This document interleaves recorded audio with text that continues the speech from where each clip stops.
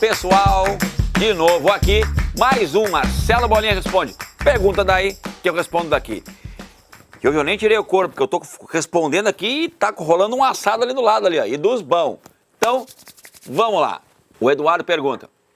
Bolinha, qual a diferença entre T-bone, porterhouse e bisteca fiorentina? Vamos lá. Itália, bisteca fiorentina.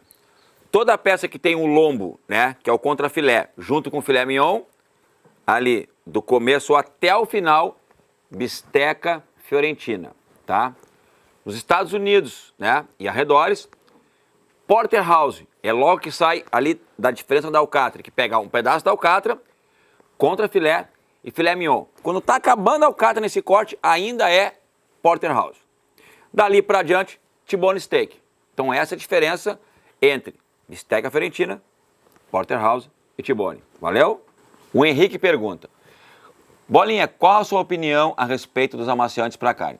Henrique, me desculpa, mas eu não tenho opinião. Eu nunca usei amaciante para carne. Vejo as pessoas e outros assadores falando que compram uma carne muito dura, usam, né, o próprio mamão, limão ou mesmo abacaxi, tá? Que realmente naturalmente é bom, hein? Naturalmente ajuda a amaciar a carne. Fora depois os amaciantes, né? Então, às vezes quando você bota um limão na carne no tempero, ele também está ajudando a amaciar a carne, tá? Então, de certa forma, até usei, né? Mas assim, usar alguma coisa correta para amaciar a carne, eu não sei te dizer, porque eu nunca usei, tá bem? O José pergunta, Bolinha, qual é o corte de churrasco mais exótico que você já fez? Com certeza, aqui no sul a gente tem um nome, tá? Que é diferente, mas é o testículo de touro. A gente chama aqui de bago de touro, mas o nome científico é nome, né, que a gente chama veterinário, nome frigorífico, é testículo, tá? Então, joga na brasa, assa a parte de fora, tira, abre, tira por dentro. Ele é interessante o sabor, tá? Mas eu não comeria seguido, eu comeria só algumas vezes, tá? É interessante comer até para saber o gosto que tem. Esse praticamente acho que foi o mais, assim, diferente e exótico. Tem uma pergunta aqui que a resposta é boa. Felipe, Bolinha, conta aí. Qual a situação mais bizarra que você já viu acontecer no churrasco? Eu já vi acontecer vários, cara. Até de botar fogo na churrasqueira inteira, mas a bizarra que aconteceu comigo. Não foi fácil mesmo, foi coisa... O bicho ficou feio. Tava eu lá num aniversário, que um grande amigo meu me pediu, Bolinha, vai lá assar o churrasco, né, pra nós e tal. Compra carne de tio, eu tinha açougue na época.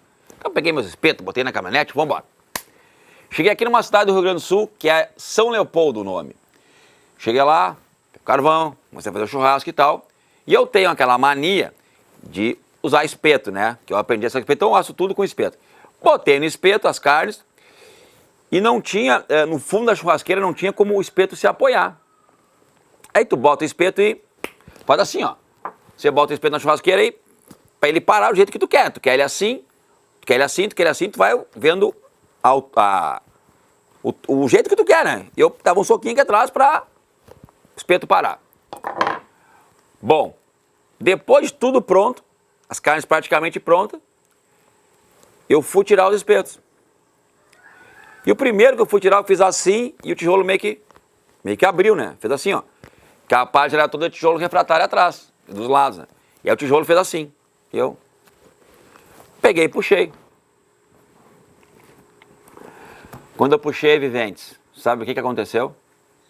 Toda a parede de tijolo refratário veio abaixo, desmanchou a churrasqueira, caiu do fundo, caiu dos lados, fez assim, ó, em cima do churrasco. Foi salsichão, linguiça, maminha, picanha, costela de porco, tudo. Caiu aquela fumaça de tijolo refratário com concreto. Bom, deu aquela golfada de fumaça assim, né, de pó. Eu saltei para trás, o pessoal me pegou ali, churrasco, estragou o espeto, toda a carne foi pro fundo da churrasqueira. Bom, ninguém mexeu mais. O que aconteceu? Fomos parar na pizzaria.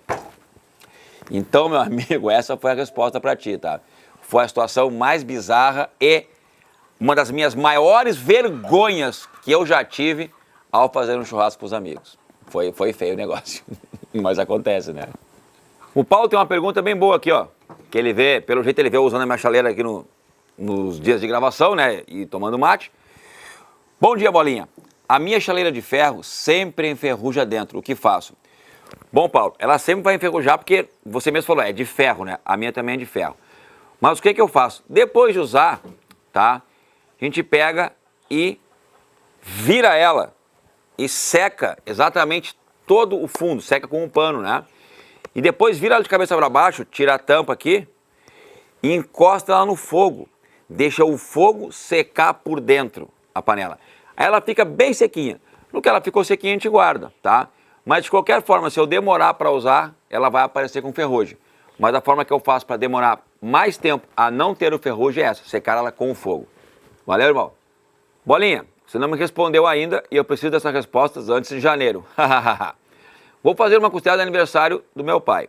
Pergunto, qual costela faço? Minga ou janela? Há um peso mínimo na costela para fazer e ficar boa, sem perder a suculência? Ou consigo fazer costela de 1 kg, por exemplo? Primeiro eu vou te dar um conselho, Thiago. Não faz só 1 kg de costela que vai faltar para todo mundo, tá? Porque eu só como 1 kg, eu mesmo como 1 kg só de costela depois na hora do churrasco, né? Brincadeira, vamos lá. Thiago, olha só.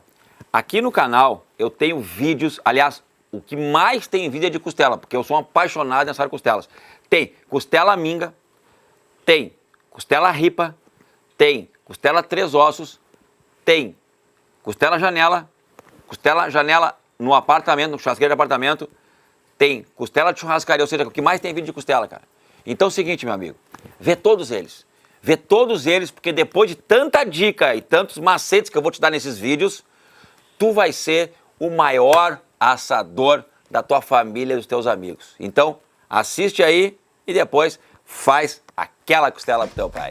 Pergunta daí que eu respondo daqui. Pô, tive que responder até meu pior churrasco, né, que eu já fiz na minha vida, né?